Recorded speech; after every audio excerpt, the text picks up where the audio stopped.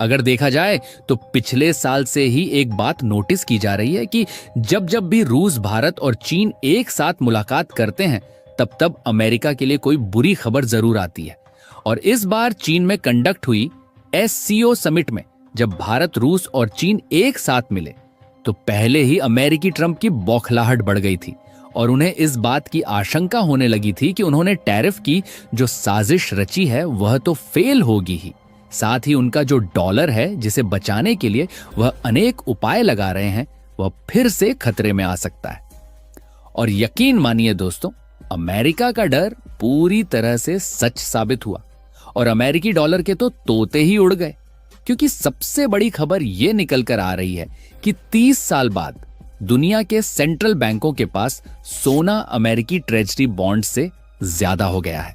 यानी अब दुनिया के बैंक डॉलर छोड़कर, कागजी वादों से निकलकर सोने की असली ताकत की तरफ लौट रहे हैं, क्योंकि एक ओर तो पुतिन ने चीन से सीधा प्रोटोकॉल ही तोड़ दिया और वहीं दूसरी ओर डी-डॉलराइजेशन की प्रक्रिया साफ साफ दिख रही है, जिसमें दुनिया की सभी सेंट्रल बैंक अपना जलवा दिखा ही रही है। लेकिन भारत भी इस मामले में कहीं भी पीछे नहीं है, क्योंकि भारत की तरफ से खबर यह आ रही है कि इंडिया में US ट्रेजरी बॉन्ड की होल्डिंग डाउन हो रही है, तो वहीं फिर से गोल्ड की होल्डिंग बढ़ती हुई देखी गई। तो चलिए इन सभी खबरों का पूरा निचोड़ समझते हैं कि आखिरकार क्या कुछ देखने को मिला है। लेकिन आगे बढ़ने से पहले इस वीडियो को लाइक करके चैनल को सब्सक्राइब जरूर कर लीजिए, क्योंकि आखिरकार सोने का युग दोबारा से वापस आ चुका है। दोस्तों अब जरा सोचिए, 30 साल तक जो डॉलर पूरी दुनिया पर राज कर रहा था वो आज खुद सवालों के घेरे में खड़ा है। और सबसे दिलचस्प बात यह है कि इस बार सिर्फ रूस, चीन नहीं बल्कि भारत भी इस मोर्चे पर एक साइलेंट रोल निभा रहा है। आंकड़े गवाही दे रहे हैं 1996 के बाद पहली बार सेंट्रल बैंकों के पास अमेरिकी ट्रेजरी बॉन्ड से ज्यादा सोना है। और ये कोई छोटा मोटा बदलाव नहीं है, ये तो एक इतिहास बदलने वाली घटना है। अब जरा पीछे चलते हैं। 2008 का फाइनेंशियल क्राइसिस याद है? तब पहली बार दुनिया ने महसूस किया कि डॉलर पर आंख मूंद कर भरोसा करना रिस्की है। फिर आया 2022 जब अमेरिका ने रूस के सेंट्रल बैंक की संपत्तियां फ्रीज कर दी, और यही वह पल था जब दुनिया के बाकी देशों को लगा कि आज रूस है, कल अगर हमारी बारी आ गई तो क्या होगा। और बस वहीं से सोने की खरीद तेज हो गई। वर्ल्ड गोल्ड काउंसिल का डेटा देखिए, 2022 में सेंट्रल बैंकों ने खरीदा 1082 टन सोना, जो रिकॉर्ड तोड़ खरीदा गया है। और 2023 में फिर से 1037 टन और 2024 में यह आंकड़ा 1180 टन पार कर गया। यानी दोस्तों अब ट्रेंड क्लियर है कि डॉलर से भरोसा टूट रहा है और गोल्ड पर यकीन बढ़ रहा है। और अगर भारत की बात करें तो RBI ने पिछले एक साल में ही 40 टन नया सोना अपने रिजर्व में जोड़ा है, जबकि अमेरिकी ट्रेजरी बॉन्ड्स की होल्डिंग घटाकर 242 बिलियन से सिर्फ 227 बिलियन डॉलर कर दी है।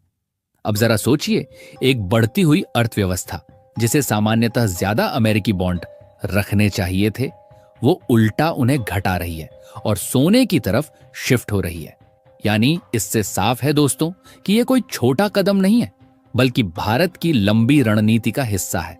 और मजेदार बात यह है कि यह सिर्फ भारत ही नहीं कर रहा, बल्कि ग्लोबल साउथ के लगभग हर सेंट्रल बैंक ने डॉलर डिनोमिनेटेड एसेट्स घटाए हैं और गोल्ड रिजर्व्स बढ़ाए हैं। यानी एक कलेक्टिव साइलेंट मूवमेंट चल रहा है, जिसे हम कहते हैं साइलेंट डी-डॉलराइजेशन। अब सवाल यह उठता है, यह धीमी चाल अचानक तेज कब होगी? यानी वो कौन सा एक मौका होगा जो डॉलर के साम्राज्य को हिला देगा? दोस्तों जब हम कहते हैं कि सोने का युग वापस आ चुका है, तो ये कोई हवाई बात नहीं है।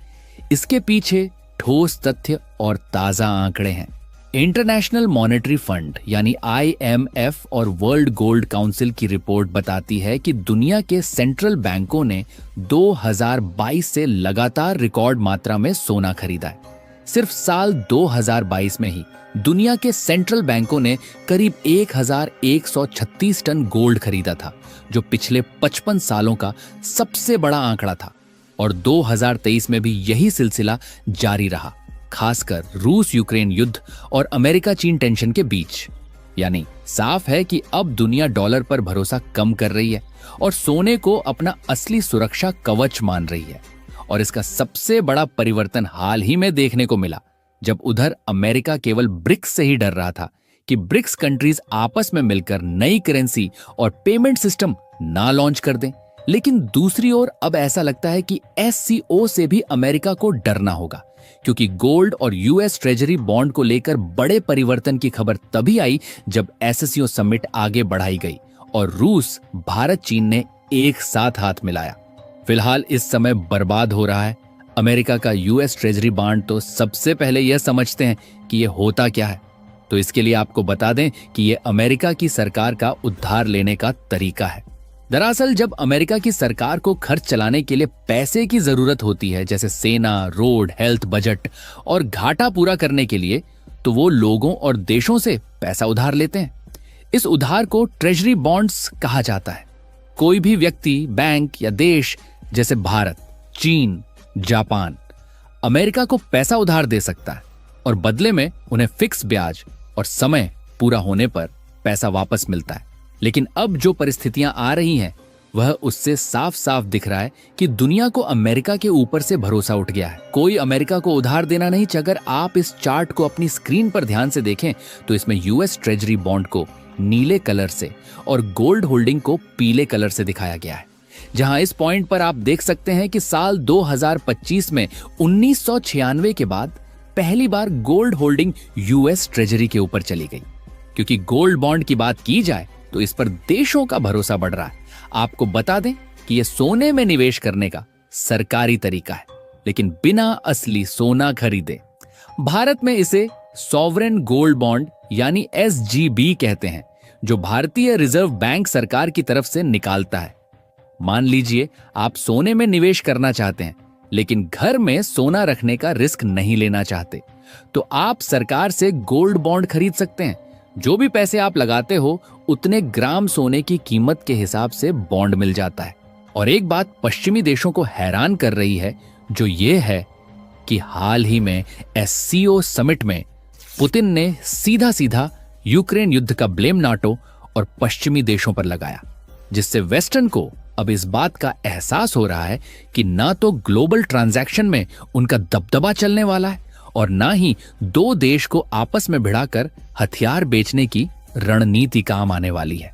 बाकी आपको क्या लगता है कि गोल्ड और ब्रिक्स करेंसी का दबदबा होगा या फिर डॉलर का दबदबा अभी भी रहने वाला है? अपनी राय कमेंट में जरूर बताएं और इस वीडियो को लाइक करके अपने मित्रों तक शेयर जरूर करें ताकि उन्हें भी जानकारी मिल सके। इसी तरह और भी नॉलेजेबल वीडियो देखने के लिए चैनल को सब्सक्राइब करके बेल